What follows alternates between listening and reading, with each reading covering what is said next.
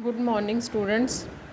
Management ਵਿਸ਼ੇ ਦਾ ਪਹਿਲਾ ਪਾਠ ਅਸੀਂ ਕਰ ਲਿਆ ਸੀ। ਹੁਣ ਅੱਜ ਅਸੀਂ ਦੂਸਰਾ ਲੈਸਨ ਸ਼ੁਰੂ ਕਰਾਂਗੇ ਜਿਸ ਦਾ ਨਾਮ ਹੈ ਵਿਗਿਆਨਿਕ ਪ੍ਰਬੰਧ, ਜਿਸ ਨੂੰ ਅਸੀਂ ਆਖਦੇ ਹਾਂ ਸਾਇੰਟੀਫਿਕ ਮੈਨੇਜਮੈਂਟ। ਪ੍ਰਬੰਧ ਅਸੀਂ ਪੜ੍ਹਿਆ ਹੈ ਕਿ ਪ੍ਰਬੰਧ ਤੋਂ ਕੀ ਭਾਵ ਹੈ। ਪ੍ਰਬੰਧ ਨੂੰ ਹੀ ਵਿਗਿਆਨਕ ਰੂਪ ਦੇ ਵਿੱਚ ਜਦੋਂ ਵਰਤੋਂ ਦੇ ਵਿੱਚ ਲਿਆਇਆ ਜਾਂਦਾ ਹੈ ਉਸ ਨੂੰ ਅਸੀਂ ਵਿਗਿਆਨਿਕ ਪ੍ਰਬੰਧ ਆਖਦੇ ਹਾਂ। ਇਹ ਦੋ ਸ਼ਬਦਾਂ ਦੇ ਸੁਮੇਲ ਤੋਂ ਬਣਿਆ ਹੈ, ਇੱਕ ਵਿਗਿਆਨਿਕ ਅਤੇ ਦੂਸਰਾ ਪ੍ਰਬੰਧ।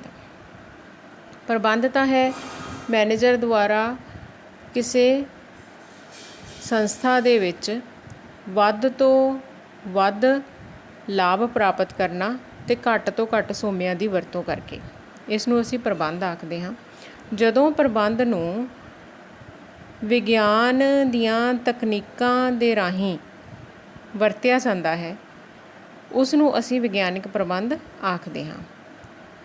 ਭਾਵ ਕਿ ਕਿਸੇ ਕੰਮ ਨੂੰ ਪੂਰਾ ਕਰਨ ਦੇ ਲਈ ਵਿਸ਼ਲੇਸ਼ਣਾਤਮਕ ਪ੍ਰਯੋਗਾਂ ਅਤੇ ਤਕਨੀਕਾਂ ਜਿਨ੍ਹਾਂ ਦੀ ਵਰਤੋਂ ਕਰਕੇ ਪ੍ਰਬੰਧ ਨੂੰ ਇੱਕ ਟੀਮ ਦੇ ਰੂਪ ਦੇ ਵਿੱਚ ਮਿਲਾ ਕੇ ਕਰਮਚਾਰੀਆਂ ਤੋਂ ਕੰਮ ਲਿਆ ਜਾਂਦਾ ਹੈ ਉਸ ਨੂੰ ਅਸੀਂ ਵਿਗਿਆਨਿਕ ਪ੍ਰਬੰਧ ਆਖਦੇ ਹਾਂ। ਵਿਗਿਆਨਿਕ ਤਰੀਕਿਆਂ ਨੂੰ ਜਦੋਂ ਮੈਨੇਜਮੈਂਟ ਦੇ ਵਿੱਚ ਲਾਗੂ ਕੀਤਾ ਜਾਂਦਾ ਹੈ ਤਾਂ ਵਿਗਿਆਨਿਕ ਪ੍ਰਬੰਧ ਜਨਮ ਲੈਂਦਾ ਹੈ।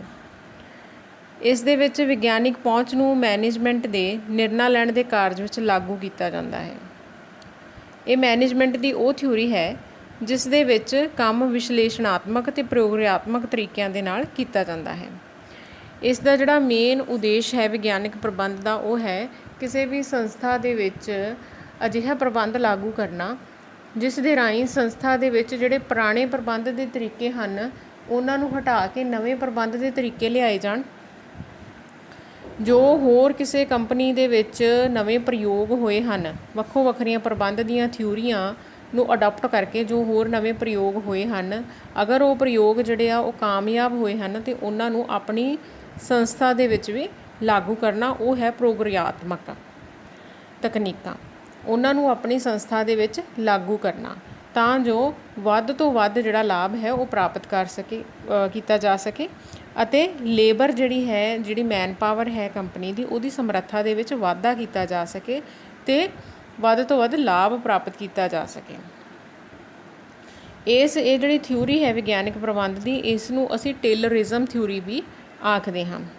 ਟੇਲਰ ਦੇ ਅਨੁਸਾਰ ਵਿਗਿਆਨਿਕ ਪ੍ਰਬੰਧ ਤੋਂ ਭਾਵ ਤੁਸੀਂ ਕਰਮਚਾਰੀ ਤੋਂ ਬਿਲਕੁਲ ਸਹੀ ਕੀ ਕਰਾਉਣਾ ਚਾਹੁੰਦੇ ਹੋ ਅਤੇ ਇਸ ਗੱਲ ਦਾ ਧਿਆਨ ਰੱਖਣਾ ਕਿ ਉਹ ਇਸ ਕੰਮ ਨੂੰ ਸਭ ਤੋਂ ਵਧੀਆ ਅਤੇ ਸਸਤੇ ਤਰੀਕੇ ਦੇ ਨਾਲ ਕਰਨ। ਇਹ ਟੇਲਰ ਦੇ ਅਨੁਸਾਰ ਵਿਗਿਆਨਿਕ ਪ੍ਰਬੰਧ ਦਾ ਅਰਥ ਹੈ। ਭਾਵ ਕਿ ਉੱਦਮੀ ਜਾਂ ਫਿਰ ਮੈਨੇਜਰ ਉਹ ਕਰਮਚਾਰੀ ਤੋਂ ਕੀ ਕਰਾਉਣਾ ਚਾਹੁੰਦਾ ਹੈ ਅਤੇ ਉਸ ਨੂੰ ਉਹ ਕੰਮ ਕਰਾਉਂਦੇ ਸਮੇਂ ਇਹ ਗੱਲ ਦਾ ਧਿਆਨ ਰੱਖਣਾ ਚਾਹੀਦਾ ਹੈ ਕਿ ਉਹ ਉਸ ਨੂੰ ਸਭ ਤੋਂ ਵਧੀਆ ਅਤੇ ਸਸਤੇ ਤਰੀਕੇ ਦੇ ਨਾਲ ਕਰਨ। ਭਾਵ ਕਿ ਕਰਮਚਾਰੀ ਵਧੀਆ ਤੋਂ ਵਧੀਆ ਕਰਮਚਾਰੀ ਉਸ ਕੰਮ ਨੂੰ ਕਰੇ ਅਤੇ ਜਿਹੜਾ ਉਹਨੂੰ ਤਨਖਾਹ ਦੇਣੀ ਹੈ ਉਹ ਵੀ ਘੱਟ ਤੋਂ ਘੱਟ ਉਹ ਲਵੇ। ਇਸ ਨੂੰ ਅਸੀਂ ਸਾਇੰਟੀਫਿਕ ਮੈਨੇਜਮੈਂਟ ਆਖਦੇ ਹਾਂ, ਵਿਗਿਆਨਿਕ ਪ੍ਰਬੰਧ ਆਖਦੇ ਹਾਂ। ਉਸ ਤੋਂ ਅੱਗੇ ਹੈ ਵਿਗਿਆਨਿਕ ਪ੍ਰਬੰਧ ਦੇ ਗੁਣ। ਵਿਗਿਆਨਿਕ ਪ੍ਰਬੰਧ ਦੇ ਗੁਣ ਭਾਵ ਕਿ ਵਿਗਿਆਨਿਕ ਪ੍ਰਬੰਧ ਦੇ ਕਿਹੜੇ ਗੁਣ ਹਨ ਜਾਂ ਫਿਰ ਕਿਹੜੀਆਂ ਵਿਸ਼ੇਸ਼ਤਾਵਾਂ ਹਨ ਵਿਗਿਆਨਿਕ ਪ੍ਰਬੰਧ ਦੀਆਂ। ਇਹ ਵਿਸ਼ੇਸ਼ ਕਿਉਂ ਹੈ ਕਿ ਇਹਨਾਂ ਤੋਂ ਪਤਾ ਲੱਗਦਾ ਹੈ, ਕਿਸ ਚੀਜ਼ ਤੋਂ ਪਤਾ ਲੱਗਦਾ ਹੈ ਕਿ ਵਿਗਿਆਨਿਕ ਪ੍ਰਬੰਧ ਇਸ ਸੰਸਥਾ ਦੇ ਵਿੱਚ ਲਾਗੂ ਹੋਇਆ ਹੈ। ਨੰਬਰ 1 ਹੈ ਯੋਜਨਾਬੱਧ ਪਹੁੰਚ। ਵਿਗਿਆਨਿਕ ਪ੍ਰਬੰਧ ਦੇ ਅਧੀਨ ਮੈਨੇਜਮੈਂਟ ਦੀਆਂ ਸਾਰੀਆਂ ਗਤੀਵਿਧੀਆਂ ਨੂੰ ਯੋਜਨਾਬੱਧ ਤਰੀਕੇ ਦੇ ਨਾਲ ਅਪਣਾਇਆ ਜਾਂਦਾ ਹੈ। ਭਾਵ ਕਿ ਪਹਿਲਾਂ ਯੋਜਨਾ ਬਣਾ ਲਈ ਜਾਂਦੀ ਹੈ ਕਿ ਜਿਹੜਾ ਪ੍ਰਬੰਧ ਹੈ ਉਸ ਨੂੰ ਕਿਵੇਂ ਲਾਗੂ ਕਰਨਾ ਹੈ, ਫਿਰ ਪ੍ਰਬੰਧ ਨੂੰ ਲਾਗੂ ਕੀਤਾ ਜਾਂਦਾ ਹੈ।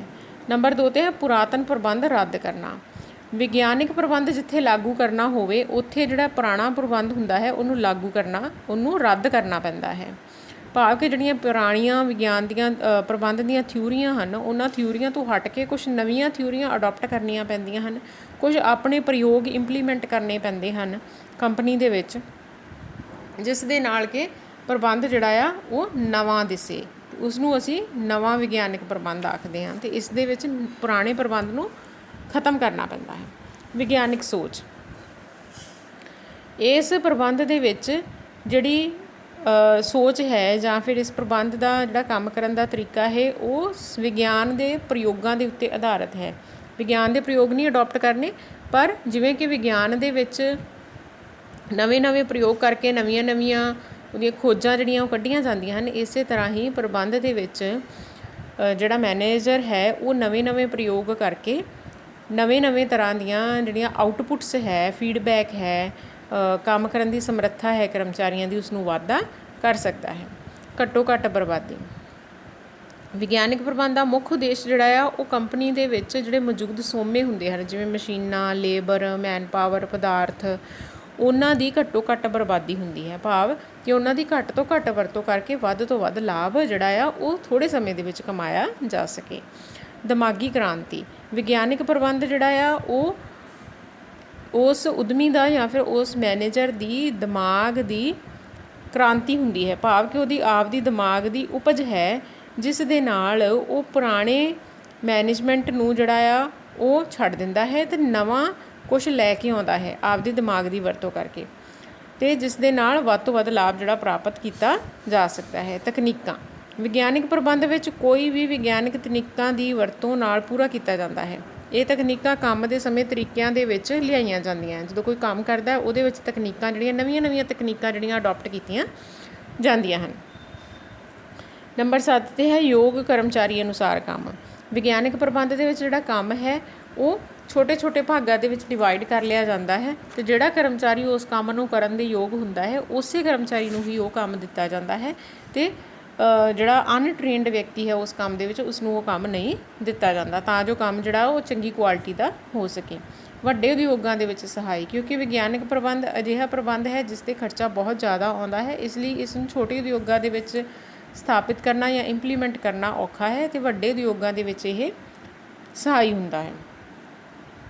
ਸਖਤ ਨਿਯਮ, ਵਿਗਿਆਨਿਕ ਪ੍ਰਬੰਧ ਵਿੱਚ ਜਿਹੜੇ ਨਿਯਮ ਹਨ ਉਹ ਪੂਰੀ ਤਰ੍ਹਾਂ ਜਾਂਚ ਉੱਪਰ ਅਤੇ ਤਰਕ ਦੇ ਆਧਾਰ 'ਤੇ ਬਣਾਏ ਜਾਂਦੇ ਆ, ਇਸ ਲਈ ਕਿਸੇ ਕਿਸਮ ਦੇ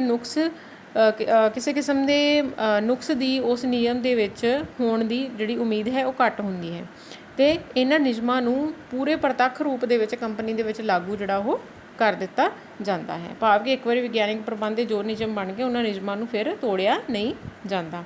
ਆਰਥਿਕਤਾ,